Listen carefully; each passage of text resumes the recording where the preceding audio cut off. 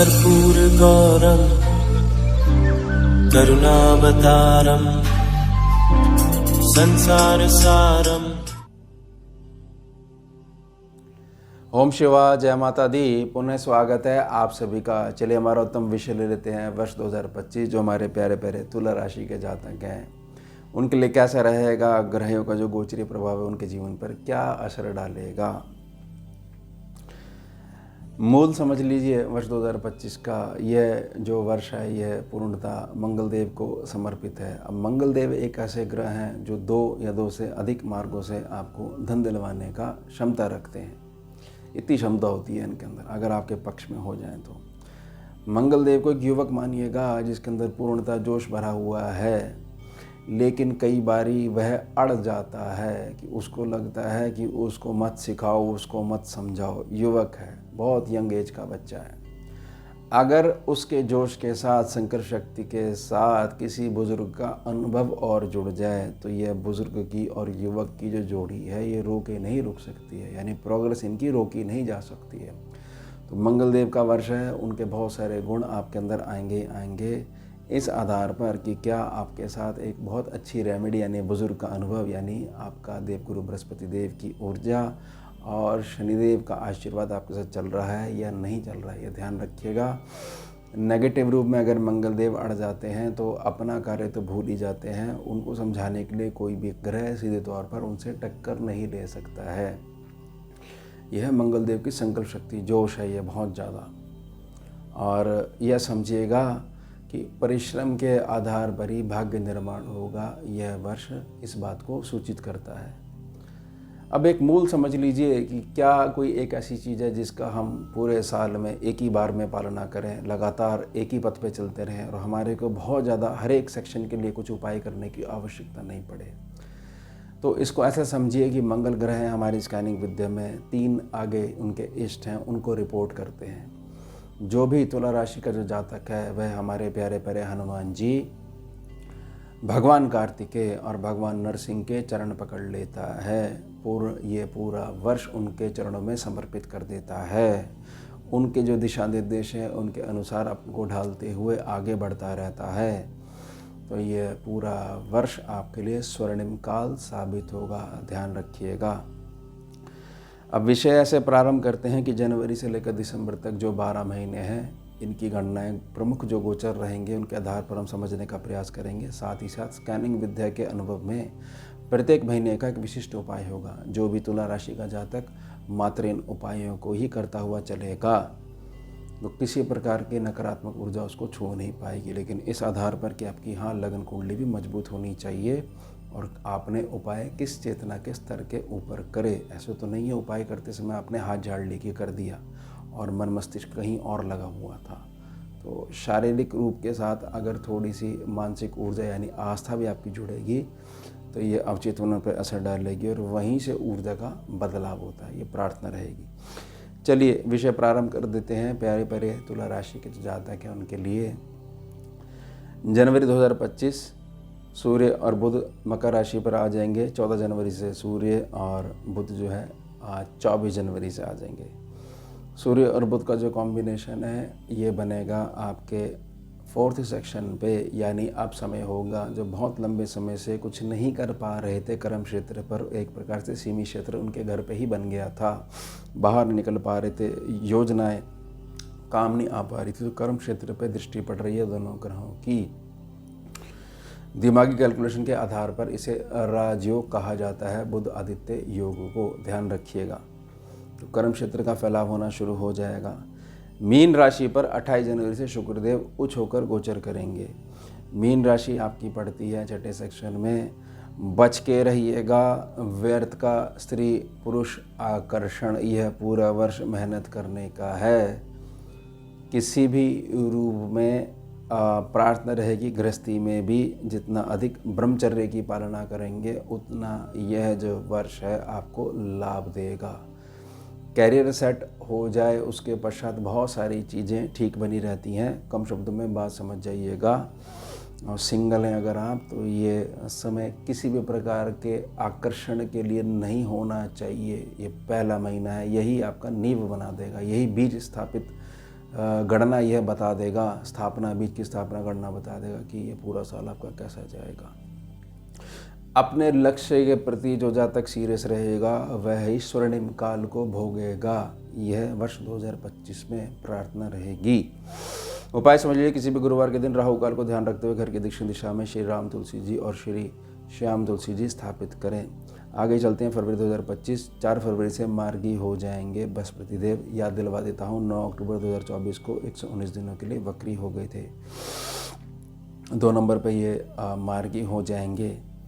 संतान पक्ष में जिनको संतान नहीं है, संतान का सुख देखने को मिल सकता है, संतान से सुख देखने को मिल सकता है, संतान का और संतान से सुख देखने को मिल सकता है। ये समझिएगा कि जो आपका धन स्थान है वह धन जो है अब आपकी बरकत में कन्वर्ट होना शुरू हो जाएगा, क्योंकि जब ये मार्गी हो जाएंगे तो 8th सेक्शन को थोड़ा सा इम्प्रूव करना शुरू कर देंगे, क्योंकि ये दबाते भी हैं सेक्शन को बृहस्पति देव, लेकिन वक्री काल में जो दबाव है वो अलग प्रकार से असर करता है और मार्गी काल में दबाव अलग प्रकार से असर करता है, और सुखों में बढ़ोतरी का ये काल रहेगा, ये ध्यान रखिएगा। तो जनवरी भी आपका ठीक जाएगा और फरवरी की जो स्टार्टिंग है वह भी बड़ी उत्तम होगी। सूर्य और बुध कुंभ राशि पर गोचर करेंगे। 11 तारीख से बुध और सूर्य 12 तारीख से कुंभ राशि पर आ जाएंगे। सूर्य और बुध आदित्य योग पुनः आपको सर्वलाभ स्थान जो है उससे आशीर्वाद दिलवाने का प्रयास करेगा, लेकिन प्लानिंग के हिसाब से, दिमागी कैलकुलेशन के हिसाब से, यानी कि मेहनत आपको करनी पड़ेगी। यह वर्ष है मेहनत करने का।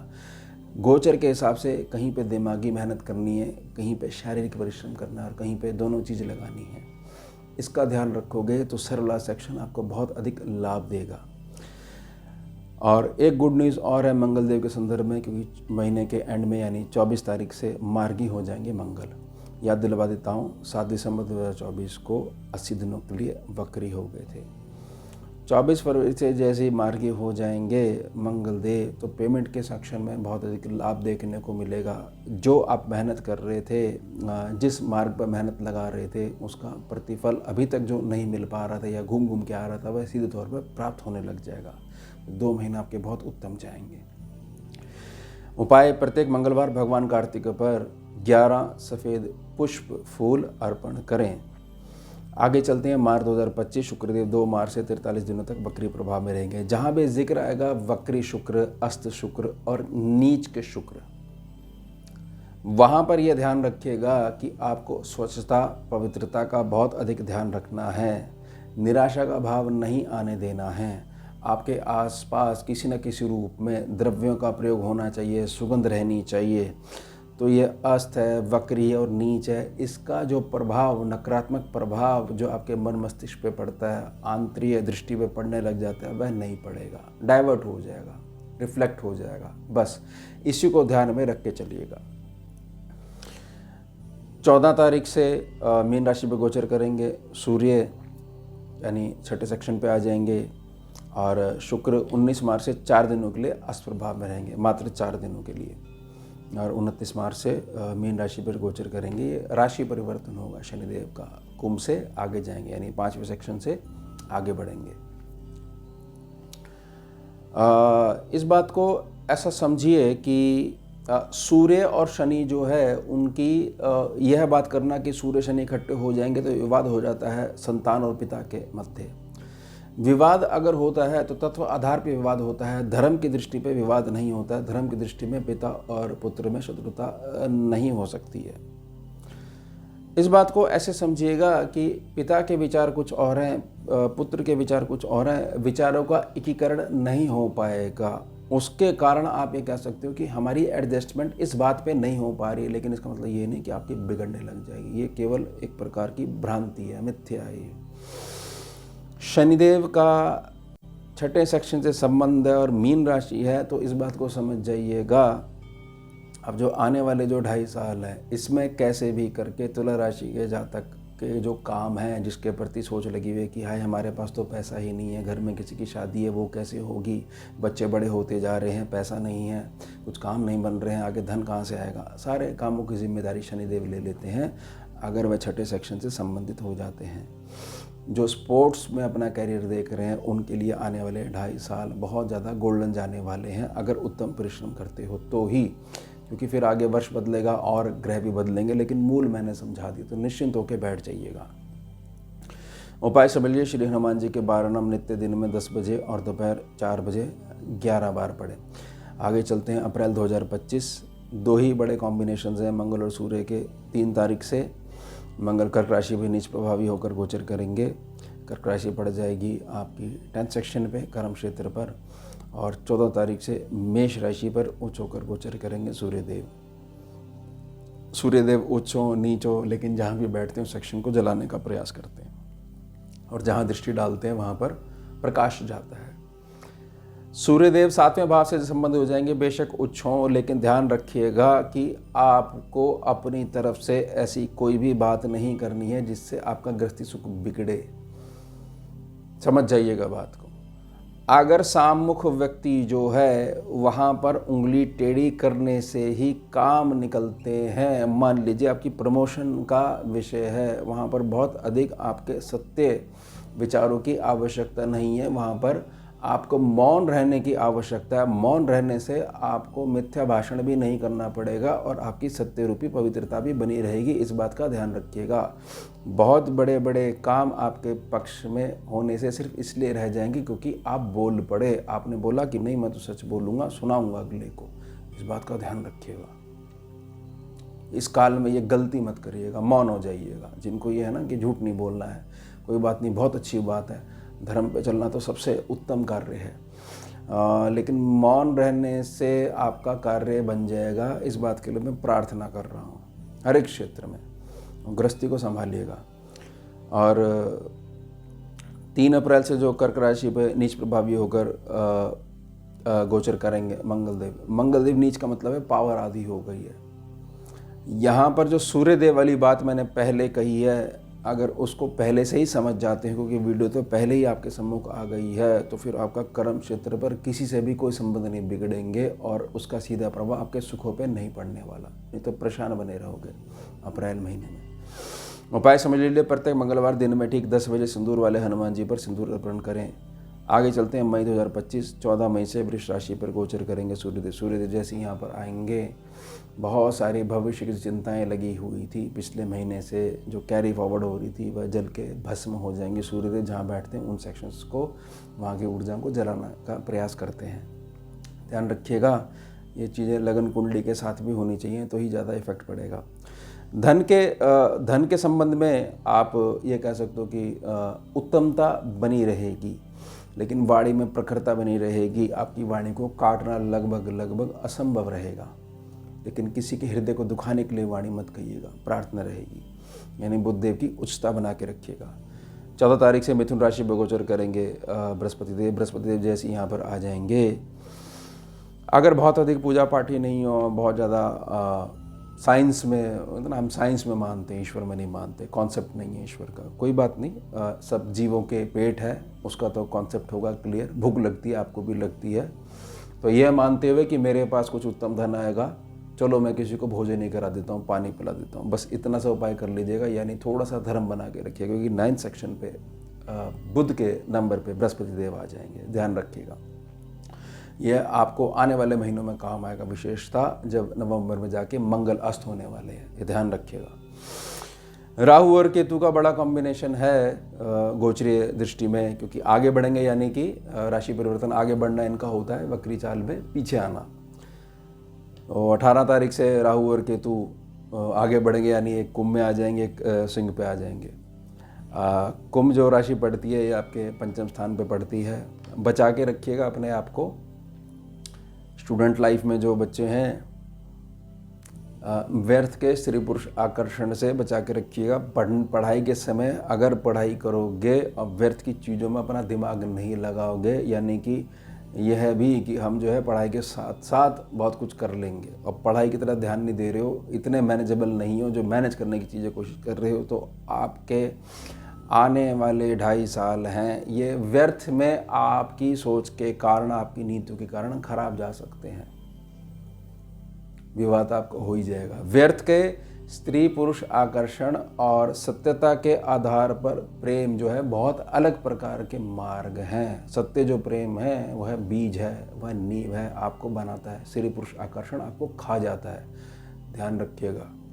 इसलिए मैंने प्रार्थना कर दी थी कि बुजुर्ग का अनुभव पूरे साल आपके साथ चलते रहना चाहिए। बुजुर्ग से बिगाड़ोगे तो मंगल आउट ऑफ कंट्रोल हो जाएगा, ध्यान रखिएगा। थोड़े शब्दों मैंने प्रार्थना कर दी। और इस समय यह जो काल रहेगा यानी 2.5 वर्ष रहेंगे, जो भी माताएं बहनें हैं जो कंसीव करेंगी, बहुत विशिष्ट ध्यान रखिएगा तुला राशि के आपकी और आपके बेबी की सेहत को लेके थोड़े से प्रिकॉशन, थोड़ी सेफ्टी साथ में लेके चलिएगा, क्योंकि यहाँ पर राहु बैठे हुए हैं पंचम सेक्शन पे। प्रार्थना रहेगी, बाकी तो महादेव की कृपा साथ में चलेगी ही।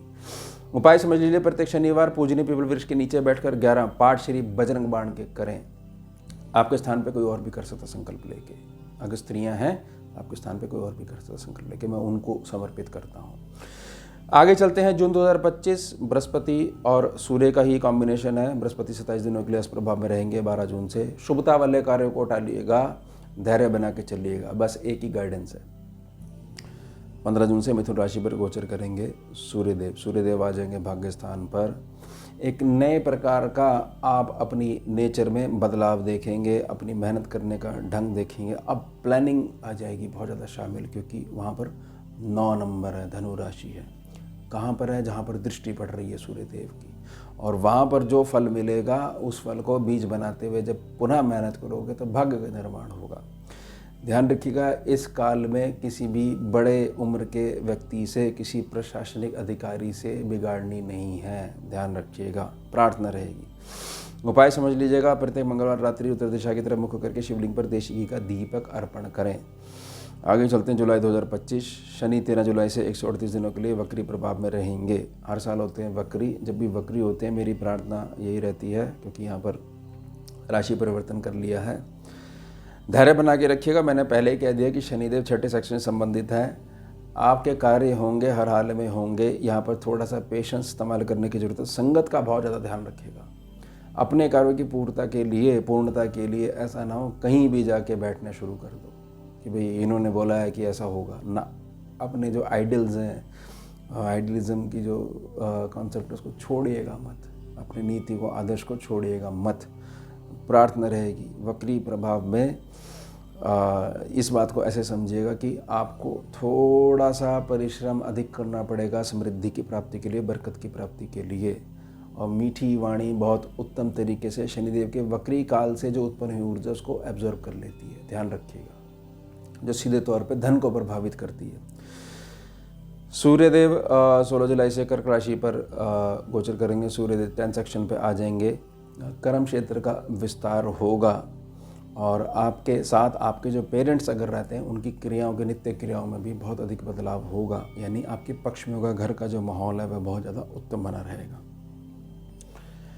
28 जुलाई से कन्या राशि पर गोचर करेंगे मंगलदेव। मंगलदेव जब यहाँ पर पहुँच जाएंगे, आपके अंदर ऐसी भावना आ सकती है कि मेरा हक मारा गया है और मेरे साथ ये धोखा करा गया है, और इसको लेकर एक सोच उत्पन्न होगी। उस सोच को लेकर कोई एक नई सोच उत्पन्न होगी, और एक नई सोच ये बोलेगी कि मुझे किसी की सलाह नहीं चाहिए, मुझे अकेला छोड़ दो। प्रार्थना रहेगी इस काल से बाहर आइएगा। यहाँ पर वह मंगल जो है जो अड़ जाएगा कि मैं नहीं सुनता किसी की। यहाँ पर आपके बुजुर्ग के आशीर्वाद की बहुत अधिक आवश्यकता रहेगी। प्रार्थना रहेगी। मंगल 12 सेक्शन में है, यानी किसी से कंट्रोल नहीं होता ऐसा जातक। और साथ में हो गए केतु सारी एनर्जी एब्जॉर्व करने लग जाएंगे। बहुत अधिक जो जातक पास्ट में रहता है उसके लिए यह जो काल है मंगल और केतु वाला, यह थोड़ा सा प्रभावित कर सकता है। ध्यान रखिएगा इस बात को। कैसे? क्योंकि केतु जिस सेक्शन पे बैठे हुए हैं हमारे स्कैनिंग विद्या में, यह आप ऐसा समझिए कि आगे वाले सेक्शन तक भी इनकी ऊर्जा जाती है, यानी इनके आगे वाले सेक्शन में और पीछे वाले सेक्शन में भी इनकी ऊर्जा जाती है। तो प्रार्थना रहेगी कि यह ध्यान रखिएगा कि आपको ऐसा मार्ग अपनाना है जिससे ये शनि और मंगल का जो टकराव होता है, और साथ में केतु की ऊर्जा भी लीक हो रही है, और मंगल और केतु इकट्ठे हो जाते हैं स्कैनिंग विद्या में, भले ही वो पीछे बैठे हुए हैं। तो इससे बचाने का एक ही तरीका है कि वह जो अनुभव व्यक्ति है उसका आशीर्वाद आपके साथ चले। अपने आप को बंद करके मत रखिएगा। प्रार्थना रहेगी प्रत्येक मंगलवार सिंदूर वाले हनुमान जी पर। उपाय रहेगा 11 तुलसी दल अर्पण करते हुए उनके सीधे चरण से तिलक अपने माथे पर लगाएं। तेज वाले जो भी ग्रह होते हैं ना, जैसे सूर्य बैठता है, सूर्य जहाँ बैठेगा तो एक सेक्शन पीछे और एक सेक्शन आगे असर डालता है। और केतु भी बहुत तेज है, तो हृदय रूपी भावना जो है जहाँ बैठा है उसके आगे भी असर ऊर्जा जाती है और उसके पीछे भी ऊर्जा जाती है। समझ लो कि पता लगता है कि सेक्शन पे बैठा प्रकाश वहाँ तक जा रहा है, यानी असर वहाँ तक जा रहा है। ध्यान रखिएगा इस संदर्भ में। आगे चलते हैं। अगस्त 2025 सूर्य और बुध का कॉम्बिनेशन है सिंह राशि पर। 17 अगस्त से सूर्य और 30 अगस्त से बुधदेव एक साथ आ जाएंगे, सिंह राशि पर आ जाएंगे। बुध आदित्य योग लाभ स्थान पर बनने लग जाएगा। आपके द्वारा जीवन क्षेत्र का जो अनुभव है वह आपको लाभ दिलवाएगा। आपका संतान जो है, संतान पक्ष के प्रति जो चिंता बनी हुई थी कि जीवन में क्या करेगा, वह चिंता मिटनी शुरू हो जाएगी या दिखनी शुरू हो जाएगी। हाँ, मुझे लग रहा है ठीक लाइन पे मेरा बच्चा पहुंच गया, अब ठीक है, सब कुछ ठीक हो रहा है। आपकी जो एजुकेशन है डिग्री के आधार पर, जीवन क्षेत्र के आधार पर, वह पुनः जागृत होकर पुनः लाभ करवाएगी। लेकिन यहाँ पर मस्तिष्क बहुत ज़्यादा लगाना पड़ेगा। मस्तिष्क परिश्रम के आधार पर ही सूर्य बुध का आदित्य योग राजयोग फलित हो पाते हैं। ध्यान रखिएगा। और जिस सेक्शन पे दृष्टि पड़ रही है वह जो सेक्शन है पंचम सेक्शन है। पंचम सेक्शन नींव होता है 9 सेक्शन की, भाग्य की नींव होता है। अगर पंचम सेक्शन काम नहीं करता है, भाग्य सेक्शन जितना मर्जी मजबूत हो वो छू नहीं पाता आपको, क्योंकि धरती से टच नहीं कर पाता है, बेस नहीं बन पाता है। उपाय समझ लीजिए, प्रत्येक मंगलवार 21 पान के पत्तों पर हनुमान जी वाले सिंदूर से राम नाम लिखकर तोरण बनाकर सिंदूर वाले हनुमान जी पर अर्पण करें। आगे चलते हैं। सितंबर 2025 बुध सूर्य का कॉम्बिनेशन कन्या राशि में बनेगा। बुध हो जाएंगे उच्च। 15 तारीख से बुध और 17 तारीख से सूर्य। कन्या राशि पड़ेगी आपके 12 सेक्शन में। जो मैंने अभी बात करी कि आपके जीवन क्षेत्र का अनुभव आपके द्वारा प्राप्त करी डिग्री जो है, एजुकेशन है, वही आपको लाभ दिलवाएगी। उसमें बहुत अधिक बढ़ोतरी हो जाएगी। सूर्य और बुध की जो दृष्टि पड़ रही है वह पड़ रही है आपके 6ठे सेक्शन पे। पुनः आपके जो विचार है उनका एकीकरण किसी के साथ भी नहीं हो पाएगा। यहाँ आपके अंदर इस बात का अहंकार आ सकता है कि मुझे किसी की आवश्यकता नहीं है, जो मैं कर रहा हूँ या कर रही हूँ वो बिल्कुल ठीक है, मुझे बहुत अच्छे से पता है, मैंने सब देख लिया है, मुझे समझाने की आवश्यकता नहीं है। बस इससे बच जाइएगा, बाकी सारी चीज़ आपके पक्ष में है। गेनिंग काल होता है जब सूर्य और बुध जो है 12 सेक्शन से संबंध रखे और एक साथ बैठे हुए। गेनिंग काल, गेनिंग का मतलब है ग्रहण करने का काल है, और ग्रहण हमेशा झुककर मौन होकर ही करना चाहिए। ध्यान रखिएगा, बोल बोल के ग्रहण करने वाले को कुछ नहीं मिलता। यही मिलता है सामने वाला हाथ जोड़ देता है। अगर बृहस्पति या शनि हो, सामने वाला अनुभवी व्यक्ति होगा, नहीं जी आप तो बहुत अच्छा कर रहे हो, आपको तो किसी की आवश्यकता नहीं, क्योंकि वो उस बात को जानता है कि इस अवस्था में बहस करने से कोई फ़ायदा नहीं। अभी ये सम्मुख व्यक्ति जातक जो मेरा बच्चा है तैयार नहीं है, वो सही समय का इंतज़ार करता है। बस यही प्रार्थना रहेगी। उपाय समझ लीजिए, किसी मंगलवार को प्रातः समय 1.25 किलो गुड़ निर्जन भूमि में दबा दे दान कर दीजिएगा। जो जीव इसको ग्रहण करेंगे आपको आशीर्वाद देंगे। आगे चलते हैं। अक्टूबर 2025 9 अक्टूबर से कन्या राशि पर नीच प्रभावी होकर गोचर करेंगे। शुक्रदेव जब यहाँ पहुँच जाएंगे, अपने धर्म पत्नी के स्वास्थ्य का बहुत अधिक ध्यान रखिएगा।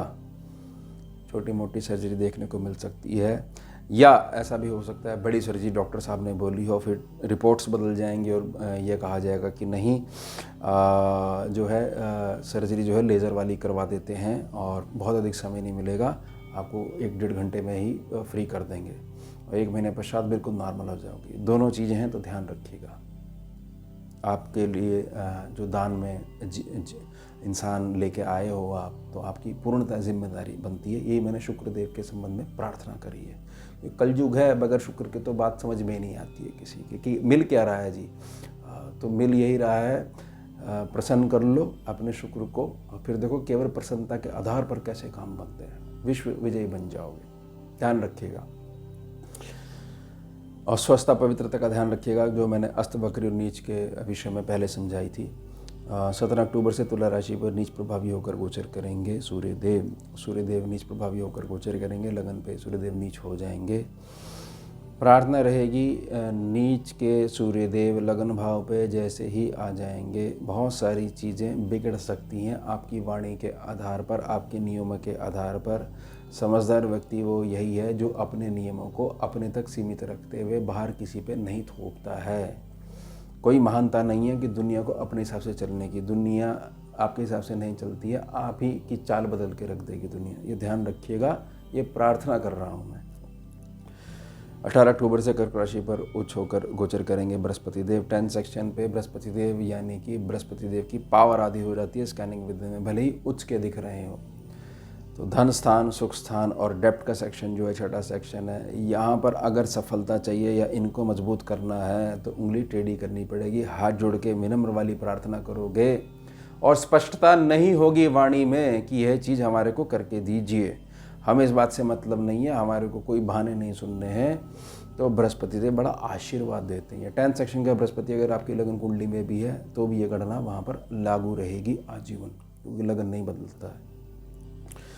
बुध और मंगल वृश्चिक राशि पे आ जाएंगे एक साथ। 24 तारीख को बुध और मंगल आ जाएंगे 27 तारीख को। आपको यह समझना पड़ेगा बुध और मंगल हैं एक ऐसा राजयोग है जिसको ये कह सकते हो कंसंट्रेशन की पावर वाला राजयोग। ऐसे व्यक्ति को लक्ष्य दे दो, वो लक्ष्य से हटता नहीं है, यानी कि सनक आ जाती है उसके अंदर। सन की योग इसको बोलते हैं स्कैनिंग विद्या में। ऐसा जातक को अगर एक जगह बिठा दोगे और शारीरिक परिश्रम नहीं करेगा बुध मंगल के कॉम्बिनेशन वाला, तो वहाँ पर नेगेटिव राहु उत्पन्न होने लग जाएगा। और बुध और मंगल के साथ राहु आ जाएंगे तो धन संचय दोष और अंगारक दोष लगने लग जाएगा, जो कि आपके उत्तम भविष्य को देख रहा है उसको बिगाड़ना शुरू कर देगा। बाहर निकलिए, पसीना बहाइए, नेगेटिव राहु उत्पन्न नहीं हो पाएगा। फिर देखिए राजयोग कैसे आपका उत्तम भविष्य का निर्माण करता है। भर भर के पैसा आएगा, क्योंकि मंगल किसके कारक हैं? 2 या 2 से अधिक स्थानों से पैसा दिलवाने के, उत्तम वाणी के आधार पर। तो अंदर जो स्ट्रेस बन रहा है वह रिलीज़ हो जाएगा, उसको रिलीज़ कर दीजिए और बुध मंगल आपकी मौज करवा देंगे। ये ध्यान रखिएगा गोचरी गणना के आधार पर। उपाय समझ लीजिए, प्रत्येक मंगलवार चमेली के तेल का दीपक अपने घर के पूजा स्थान पर या व्यापार स्थान पर जलाएं। आगे चलते हैं नवंबर 2025। 1 नवंबर से मंगलदेव अष्टप्रभाव में आ जाएंगे। ध्यान रखें ना, मैंने शुरू में प्रार्थना करी कि नवंबर में, फिर ध्यान रखिएगा मंगलदेव अस्त हो जाएंगे। बुजुर्ग का अनुभव यहाँ बहुत ज़्यादा काम आएगा। धैर्य से कार्य लेना पड़ेगा। ऐसा लगेगा, प्रतीत होगा कि इतनी अधिक मेहनत कर रहे हैं, इतनी ईमानदारी से चल रहे हैं, फिर भी फल नहीं मिल पा रहा। हाँ, थोड़े समय के लिए प्रभाव जरूर पड़ेगा, लेकिन कंसंट्रेशन जो पावर है उसको ध्यान रखिएगा। वर्ष मंगल देव का ध्यान रखिएगा। उपायों के लिए जो मैं प्रार्थना करता आ रहा हूँ उसको ध्यान रखिएगा। बहुत अधिक डामाडोल स्थिति नहीं आ पाएगी, प्रार्थना रहेगी। 11 नवंबर से 120 दिनों के लिए वक्री प्रभाव में रहेंगे बृहस्पति देव। बृहस्पति देव वक्री प्रभाव में रहेंगे, इसका अर्थ यही है जो मैंने स्पष्टता के लिए प्रार्थना करी है, और जो प्रार्थना करी है कि आपको आगे जाके बोलना पड़ेगा, आपके हक की लड़ाई है, आपको ही सार्थक सिद्ध करना पड़ेगा। दूसरा कोई आपके लिए कार्य नहीं करने वाला, कोई आपके काम नहीं आएगा। स्वयं आपका विवेक है, बुद्धि है, कार्य क्षमता और अनुभव है, वही आपके अपने वही काम आएंगे। ध्यान रखिएगा। 120 दिन का बड़ा लंबा टाइम होता है। इसमें बहुत सारी चीज़ें अगर पहले से ही क्लियर हो चुकी हैं तो स्वर्णिम कालीन नहीं है तो ये क्लियर कर लीजिएगा। मैं तो इतने समय पहले ही प्रार्थना कर रहा हूँ।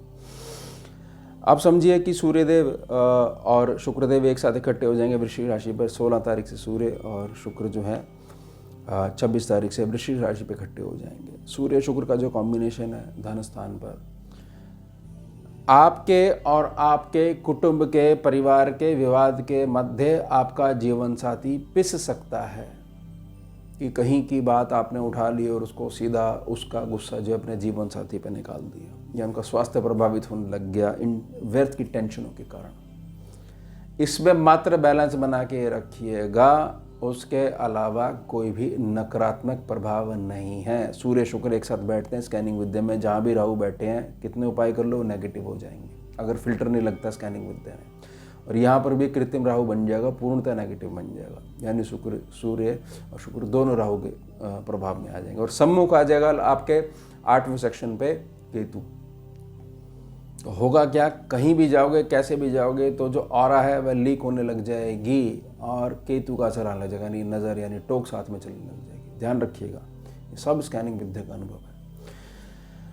उपाय समझ लीजिए, प्रत्येक मंगलवार शिवलिंग पर श्रद्धा अनुसार शहद अर्पण करें। आगे चलते हैं फाइनल 12वां महीना दिसंबर 2025। बृहस्पति देव 5 दिसंबर से मिथुन राशि पर गोचर करेंगे। वक्री है ना, और पीछे आएंगे। वही बात ध्यान रखिएगा जो मैंने भूखे के भोजन और प्यासे को पाने के लिए प्रार्थना करी है। और धार्मिक दृष्टि से अगर पूजा पाठ करते हैं, साधना करते हैं, मेडिटेशन करते हैं तो बहुत ज़्यादा मदद मिलेगी। ध्यान रखिएगा, आपका आत्मविश्वास बहुत अधिक बढ़ जाएगा। ईश्वरीय ताकत की जो कृपा है वो आपके साथ चलनी शुरू हो जाएगी। शुक्रदेव 53 दिनों के लिए इस प्रभाव में रहेंगे 11 दिसंबर से। जो पहले प्रार्थना करी है अस्त वक्री और नीच के लिए, उसी उपाय को आगे लेके चलिएगा। मंगलदेव 7 तारीख से और सूर्य 16 तारीख से धनु राशि पर गोचर करेंगे। सूर्य मंगल का जो कॉम्बिनेशन है इसको बोलते हैं स्कैनिंग विद्या में गुरु शिष्य परंपरा। यह जो काल है यह सीखते हुए आगे बढ़कर अपने भाग्य निर्माण का होगा। मेहनत भी बहुत होगी और बहुत बड़े लंबे चौड़े संपर्क बनने शुरू हो जाएंगे आपके, लेकिन नीति आपकी होनी चाहिए स्पष्ट, संकल्प होना चाहिए आपका स्पष्ट। ये ध्यान रखिएगा। ऐसा नहीं होना चाहिए कि मैं मेहनत नहीं कर सकता, मैं कार्य को टालूंगा। टालोगे तो ग्रह के या तो अनुरूप हो जाओ, या ग्रह जो दिशा निर्देश दे रहा है सिर्फ वहाँ चले जाओ चुपचाप, नहीं तो फिर ग्रह डिस्टर्ब करता है। मात्र एक योगी में ही ताकत है जो ग्रह के असर को डिफ्लेक्ट कर देगा। असाधारण इंसान कह देता है कि ग्रह काम नहीं करते, ग्रह काम करते हैं, मानसिक रूप में खूब थपेड़े मारते हैं, ध्यान रखिएगा। और शुक्र और बुध देव भी यहाँ पर आ जाएंगे। 20 तारीख से शुक्र और बुध आ जाएंगे, 29 तारीख से धनु राशि पर। शुक्र और बुध यानी कि अब आपके कार्य में जो क्रिएटिविटी नहीं आ पा रही थी वह क्रिएटिविटी आ जाएगी। बड़ा सीधा मतलब है शुक्र और बुध का। मान लीजिए किसी कार्य को करने का जो तरीका है वह समझ में नहीं आ रहा था, कार्य तो हो रहा है लेकिन जो है अपने शिखर पे नहीं पहुंच रहे क्योंकि क्रिएटिविटी की कमी है। सम्मुख व्यक्ति को जो माध्यम मिलना चाहिए आप तक पहुंचने का और आपको उस व्यक्ति तक पहुंचने का, वह जो क्रिएटिविटी का माध्यम है वह आ जाएगा और उससे आकर्षण उत्पन्न होगा। शुक्र और बुध ना व्यक्ति को ना बहुत ज़्यादा आकर्षक भी बनाते हैं, उनसे प्रभावित होना शुरू हो जाते हैं जातक। ये ध्यान रखिएगा। ये प्रभाव आपका जो 20 तारीख से और 29 तारीख से ये दोनों एक साथ हो जाएंगे। मतलब 20 को शुक्र आ जाएंगे, बुध 29 को आ जाएंगे। यह जो क्रिएटिविटी है इस क्रिएटिविटी को बीज मानकर चलोगे तो आपको यह क्लियर हो जाएगा कि आपका वर्ष 2026 कैसा जाएगा। ये ध्यान रखिएगा। वीडियो बन रही है 2024 में, बातचीत हो रही है 25 की, नींव समझाई जा रही है कि जब ये शुक्र बुध आ जाएंगे और ये चारों ग्रहों का जो कॉम्बिनेशन है तीसरे हाउस पर है, ये बहुत अधिक आपको आगे ले जाएगा। संघर्ष थोड़ा सा बढ़ के रहेगा क्योंकि तीसरा सेक्शन है, इतने सारे ग्रह इकट्ठे हो गए तो बैठे बिठाए कुछ नहीं होने वाला, संघर्ष करना पड़ेगा। लेकिन बीज क्लियर हो जाएगा 2026 के लिए, ये ध्यान रखिएगा। यानी अब से गिनेंगे तो आगने वाले तीसरे साल के लिए। उपाय समझ लीजिए, प्रत्येक मंगलवार 1.25 किलो गुड़ भारतीय देशी गौ माता के निमित्त गौशाला में दान करें। यह हो गए आपके 12 के 12 महीने। महादेव के चरणों में प्रार्थना रहेगी वर्ष 2025 आपके लिए बहुत अधिक उत्तम जाए। सर्व सुख सर्व लाभ आपको प्राप्त हो और आप सुखी रहें। तो यह हो गया हमारा उत्तम विषय। मिलते हैं आपसे अगले भाग में नए विषय के साथ। जुड़िए और जोड़िए। ओम शिवा, जय माता दी। भुजगेन्द्रहारं कर्पूरगौरं करुणावतारं